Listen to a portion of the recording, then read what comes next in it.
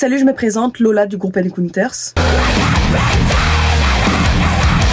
Et la question du jour, c'est est-ce qu'on peut se blesser avec le fry scream et avec une autre technique vocale d'ailleurs? La réponse est oui. Il est tout à fait possible de se blesser si on n'exécute pas la technique vocale correctement. Si elle n'est pas maîtrisée et qu'on ne comprend pas comment son corps fonctionne, c'est tout à fait possible, même avec une technique vocale safe pour l'appareil vocal comme le fry scream qui est ma technique vocale. Et je vais vous raconter une petite anecdote me concernant. La première fois que j'ai essayé de faire un scream, ne connaissant ni le fry scream ni les false chords, je connaissais absolument pas le nom des techniques parce que l'accès à l'information à l'époque, c'était pas du tout ça, hein, voilà. La toute première fois que j'ai essayé de juste pousser un son parce que j'avais découvert Mitch, le cœur de Suicide Silence, je me rappelle c'était en 2013, oui, ça date de ce temps-là. Je prends mon pseudo Blackberry, je sais même plus c'était quoi, un Alcatel, je me filme comme ça parce qu'en plus je me la pète et je crois que je vais d'être ça.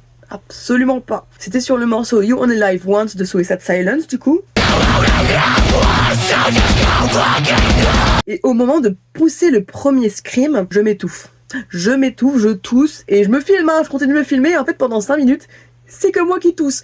Et là vous allez me dire, mais elle est où la vidéo, on veut voir. Je n'ai tellement pas assumé cette catastrophe que j'ai supprimé la vidéo tout de suite, immédiatement. Donc oui, même avec une technique comme le fry scream, si elle est mal exécutée, on peut mourir.